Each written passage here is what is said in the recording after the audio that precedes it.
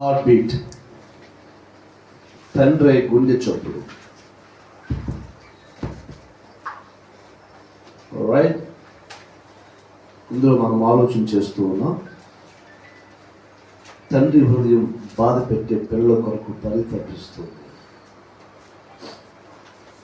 రెండు, తండ్రి హృదయం తన బిడ్డల ఎంత ఘోర తప్పిదం చేసినా క్షమిస్తుంది, వారిని అంగీకరిస్తుంది, కానీ సమర్థించడం వేరు. శిక్షించి క్షమించి వారిని అంగీకరించడం వేరు. క్షమిస్తాడు, అంగీకరిస్తాడు అంటే ఎలాంటి పాపం చేస్తూ రావచ్చా పోవచ్చా అనే ఆలోచనలు కలిగి ఉంటాను. అది wrong. You will punish, definitely you will punish for our sins, but he will forgive and accept us. Next, మూడవది, క్షమించి అంగీకరించిన తర్వాత సరేలే వచ్చావుగా, చేసింది ఏదో చేసావులే, తగలబడు, అక్కడ అమ్మాలను తగలబడు, అక్కడ కూర్చో, పక్కన కూర్చో. ఆ టైప్ కాదు. ఆయన ఒక్కసారి ఒక వ్యక్తిని అంగీకరించాడు అని అంటే ఖచ్చితంగా వారి జీవితంలో ఏమేమి కోల్పోయారో వాటన్నిటిని తీసి తన బిడ్డలకు ఇచ్చేవాడై ఉన్నాడు. రెస్టోర్ చేసే దేవుడై ఉన్నాడు. ఆ విషయాలు మనం మాట్లాడుతూ ఉన్నాము. పోయిన వారం కొన్ని విషయాలు మనం జ్ఞాపకం చేసుకుంటూ వచ్చాం. ఆ దేవుడు రిస్టోర్ చేసే విధానంలో, లేక ఆ పరలోకపు తండ్రి అయిన దేవుడు మనల్ని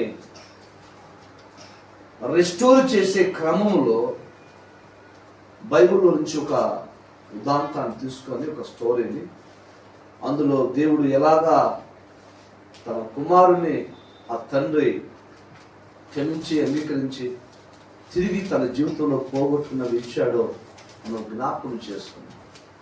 మన జీవితంలో దానిని అనుసరిస్తూ మరికొన్ని విషయాలు మనము జ్ఞాపకం చేసుకున్నాం. రిస్టోర్ చేసే విధానము ఎట్లా ఉంటుందంటే, దేవుడు మనం రిస్టోర్ చేసే విధానం ఎలా ఉంటుంది. ఈ లోకంలో మనుషులు మనల్ని అలా ట్రీట్ చేయకపోవచ్చు, అలాగున రిస్టోర్ చేయకపోవచ్చు. ఈ లోకంలో మనుషులు ఈ మూలంగా నేను ఎంతో నష్టపోయానని ఆ రోజుల్ని, ఆ నష్టాన్ని, ఆ సాడ్నెస్ని, ఆ విచారకరమైనటువంటి సన్నివేశాలు, సందర్భాలను మళ్ళా వాళ్ళు జ్ఞాపకం చేసుకుంటూ ఉంటారు. కానీ దేవుడు అలా ఎప్పటికీ చేయడు. అలా కాదు ఎప్పటికీ. ఇది వాస్తవం.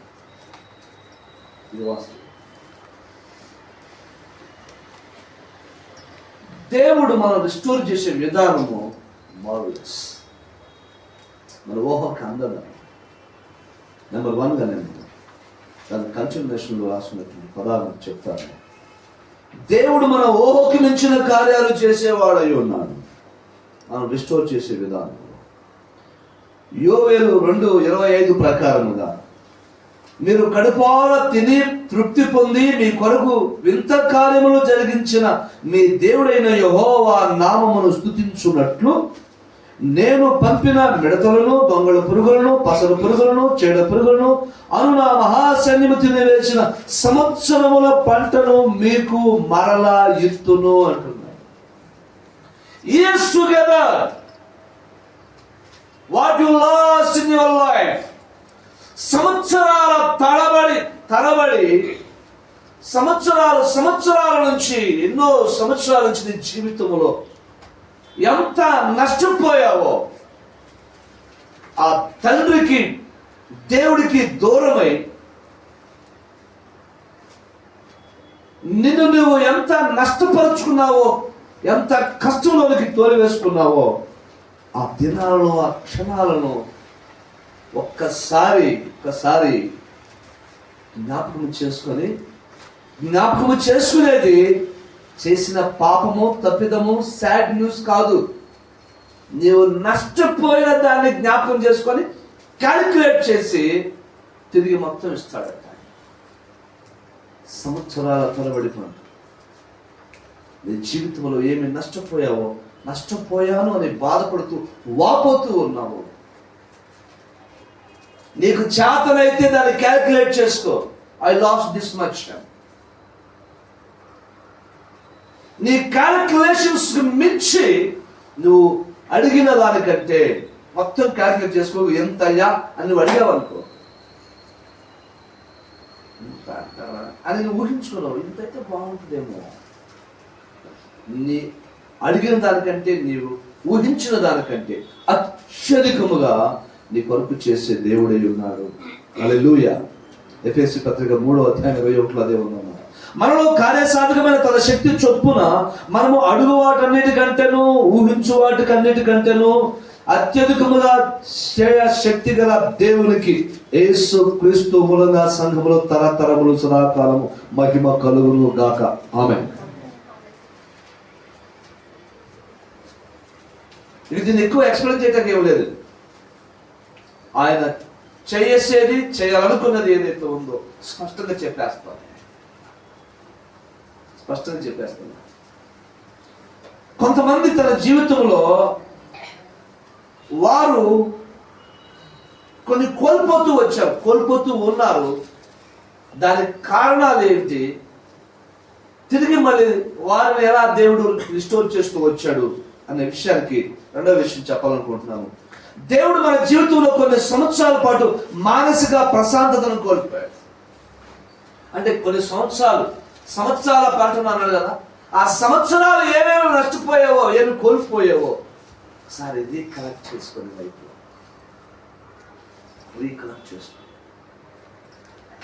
యాకోబు తన జీవితంలో నష్టపోయినటువంటి విషయాలను జ్ఞాపకం చేస్తూ దేవుడితో తన సంబంధము కలిగి ఉన్నప్పటికీ నెమ్మది లేకుండా పోయింది. He lost peace of mind. మానసిక ప్రశాంతతను కోల్పోయారు. మానసిక ప్రశాంతత నాకు తెలిసి దాదాపుగా ఒక 30-35 సంవత్సరాల పాటు పోయేదేమో, అట్లా కోల్పోయేదేమో అనుకుంటాను. 30-35 సంవత్సరాల పాటు.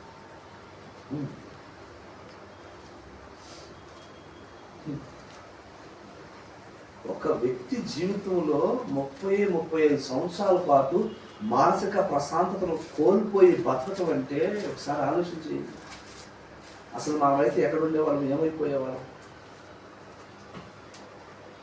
అది దేని బట్టి చెబుతున్నానంటే, ఇంటికాడ నుంచి బయలుదేరిన తర్వాత వాళ్ళ అత్త వాళ్ళు వాళ్ళ మామ వాళ్ళ ఇంటికి వెళ్తాక ఎన్ని రోజులు పెట్టిందో తెలియదు. ఒక 20 సంవత్సరాల పాటు ఆ మామగారి ఇంట్లో కొలువు చేస్తూ వచ్చాడు.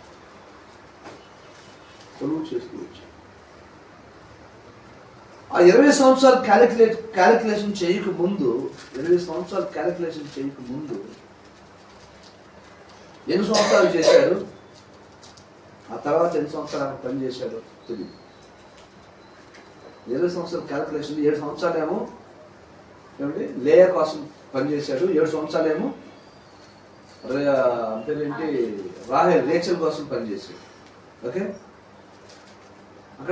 అక్కడికి 14 సంవత్సరాలు అయిపోయింది. ఆ పిల్లలు పుట్టిన తర్వాత వాళ్ళు పెద్దవాళ్ళు అయ్యే వరకు అక్కడే మరి కొంతకాలం ఉండి అప్పటికి ఏమి లేదు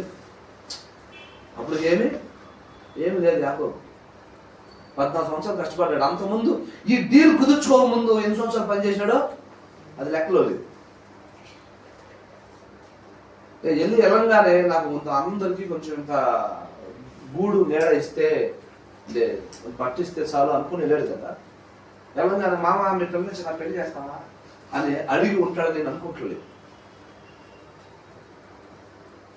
పిల్లల సంగతి తర్వాత ముందు ఇంత అన్నం దొరికితే ఎంత కష్టం, రెస్ట్ దొరికితే బట్ట దొరికితే చాలు అనుకున్నవాడు. తన మనసు కుదుటపడి ఆ ఫ్యామిలీలో కలిసి పని చేయడానికి ఎన్ని సంవత్సరాలు పట్టిందో నాకు తెలియదు, ఎగ్జాక్ట్ నెంబర్ లేదు. ఆ తర్వాత పెళ్లి విషయం వచ్చింది, డీల్ కుదిరింది. ఆ పిల్లల కోసమే 14 సంవత్సరాలు పనిచేశారు ఇద్దరు. ఒకటి మోసం జరిగితే రెండో దానికోసం. ఆ తర్వాత మళ్ళీ పిల్లలకి మరి భవిష్యత్తు కోసం మరి ఒక 6 సంవత్సరాలు పనిచేశాడు. అక్కడికి 20 years లెక్క. తర్వాత ప్రయాణం జీవితకాలం. అక్కడి నుంచి మనం తిరిగి వచ్చి ఇంటికి వెళ్ళే వరకు ఎంత టైం పట్టిందో, ఎన్ని సంవత్సరాలు జరిగిందో తెలియదు. అంటే ఎక్కువ సంవత్సరాలు మన జీవితంలో మానసిక ప్రశాంతతను పోగొట్టుకొని బతికే. అలాగని దరిద్రమైన పరిస్థితిలో ఉన్నాడని అనుకుంటాను లేదు. అర్థం దేవుడు ఈ నేపథ్యంలో ఎందుకు మానసిక ప్రశాంతత కోల్పోవడానికి కారణాలు ఏంటి? దేవుడు తోడుగా లేడా అంటే, దేవుడితో సంబంధం కలిగి ఉన్నప్పటికీ నెమ్మది లేకుండా పోయింది. ఆదికాండం 30:43 ప్రకారంగా దేవుడు అతనితో ఉన్నాడు అనే విషయాన్ని నేను ఆధారం చూపిస్తా ఉన్నా. దేవుడు అతనితో కూడా ఉన్నాడు అని చెప్పడానికి. ఆ మనుషుడు అత్యధికముగా అభివృద్ధి పొంది విస్తారమైన మందలు, దాసులు, ఒంటెలు, గాడిదలు గలవాడు ఆయను. 31:3 ఆదికాండం. అప్పుడు యెహోవా నీ పితరుల దేశముకు నీ బంధువుల ఎద్దుకు తిరిగి వెళ్ళుము, నేను నీకు తోడై ఉండేదని యాకోబుతో చెప్పాను. ప్రగాఢంగా చెప్పాను అంట. దేవుడు తోడుగా ఉన్నాడు, అతను అత్యధికంగా అభివృద్ధి పొందుతూ ఉన్నాడు. దేవుడు తోడు ఉన్నాడు, అభివృద్ధి పొందుతూ ఉన్నాడు. మరో సందర్భం జ్ఞాపకం చేస్తే, ఇదే ప్రయాణంలో తన మామ ఇంటి నుంచి బయలుదేరి వస్తుంటే సమస్తము కూడా ముందుగా పంపించేసి యాకోబు ఒంటరిగా ఎబ్బోకు రేవు దగ్గర ఉండిపోయి దేవుడితో పెనుగులాడుతున్నటువంటి సందర్భాన్ని జ్ఞాపకం చేస్తాడు. దేవుడు తోడుగా లేడా?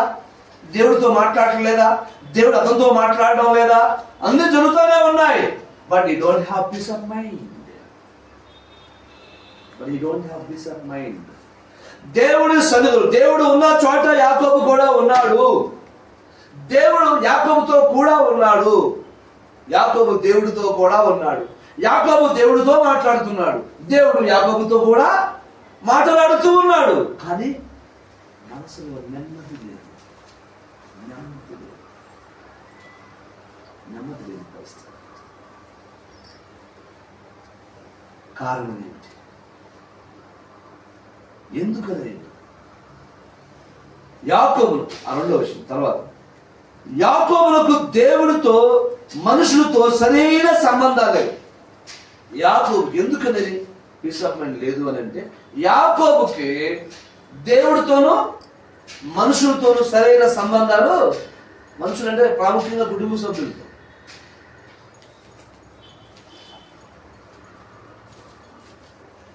సరైన సంబంధాలు లేవు. They don't have such a kind of a good relationship with family members or friends or neighbors. ఇది ఎలా చెప్తున్నా దేన్ని పెట్టానంటే, మొట్టమొదటిగా జస్ట్ సింపుల్ జ్ఞాపకం చేస్తాను. అమ్మ సలహా మేరకు తండ్రి ఇంటి నుంచి పారిపోయాడు. తరమబడుతూ ఉన్నాడు, పారిపోతున్నాడు. అమ్మగారి సలహా మేరకు, తన కన్న తల్లి సలహా మేరకు మనోడు, ఆ తర్వాత తండ్రి గారు కూడా ఆ సలహాలో పాలుభాగస్తుడు అయ్యాడు. కానీ ప్రాముఖ్యంగా అమ్మగారు ప్రభావం ఎక్కువ. తరమబడుతున్నాడు, నుంచి తండ్రి ఇంటి నుంచి పారిపోతూ వచ్చాడు. ఆ విషయం ఆదికాండం 27:43 ఉంది. కాబట్టి నా కుమారుడు, నీవు నా మాట విని లేచి హారానులో ఉన్న నా సహోదరుడు లాబాను వద్దకు పారిపోయి నీ అన్న పాపం చల్లారే వరకు అక్కడ ఉండమాట. పారిపోతుంది, తరమబడుతున్నాడు. రెండవది, భార్యల సలహా మేరకు మామ ఇంటి నుంచి పారిపోతున్నాడు. మళ్ళా ఇటు నుంచి అడు పరిగెత్తాడు, అటు నుంచి మళ్ళీ బంతి ఆటలాగా అనిపించింది యాకోబు జీవితం నుంచి చూస్తున్నాడు. చదువుతున్నాడు, ఒక బంతి ఒక ప్లేయర్ నిలబెట్టి తంతే మళ్ళీ గోడ గుద్దుకొని మళ్ళీ తంతే గోడ గుద్దుకొని, అట్లా బంతి ఆటలాగా అనిపించింది యాకోబు జీవితం. తరమబడుతున్నాడు, అక్కడి నుంచి పారిపోతున్నాడు. ఆదికాండం 31:20 యాకోబు తను పారిపోవచ్చున్నానని సిరియావాడైన లాబానుకు తెలియచేయకపోవటం వలన అతని మోసపుచ్చిన వాడాయను. ఏంటంట? యాకోబు తాను పారిపోవచ్చున్నారని మామకు చెప్పనందుకు మోసం చేసిన వాడయ్యాడు. పారిపోతే పారిపోయాడు, చెప్పి పారిపోతే బాగుంది.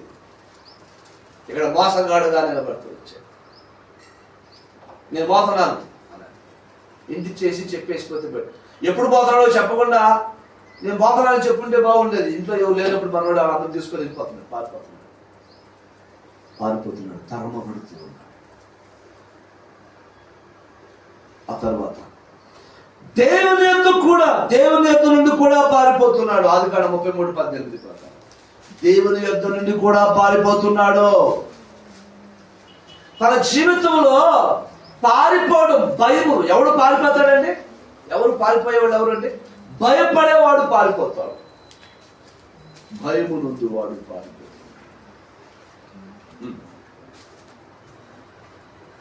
పారిపోతుంది,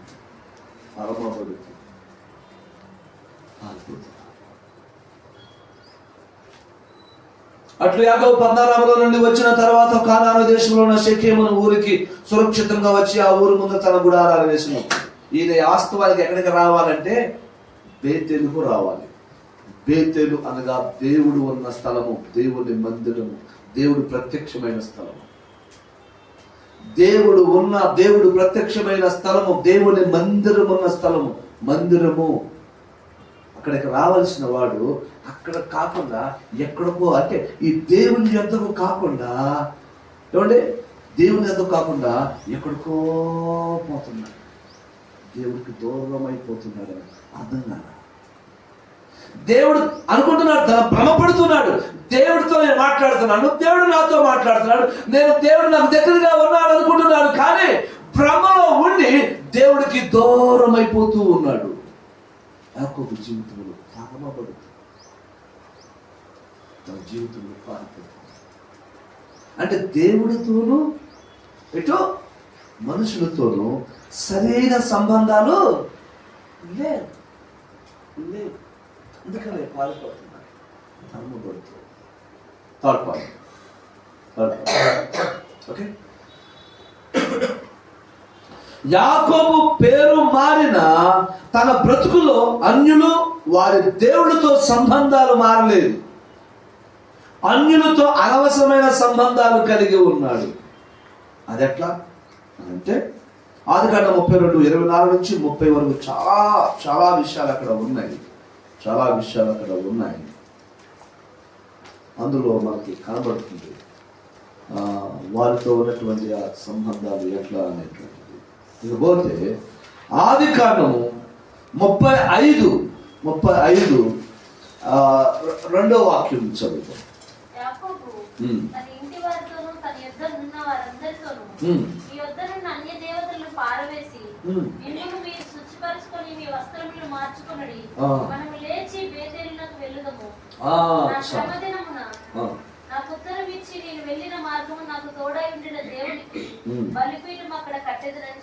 చాలు.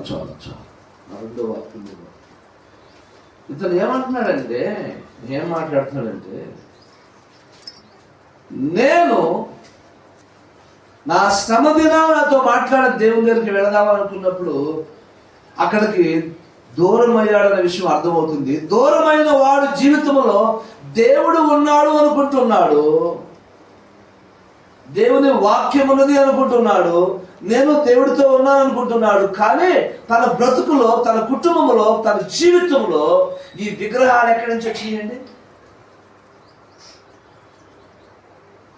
తమ యొద్దనున్న విగ్రహాలు తీసి పారవేయండి, శుచిపరుచుకునండి, మిమ్మల్ని మీరు పరిశుద్ధపరుచుకునండి, మిమ్మల్ని మీరు పరిశుద్ధపరుచుకునండి అని మాట్లాడు.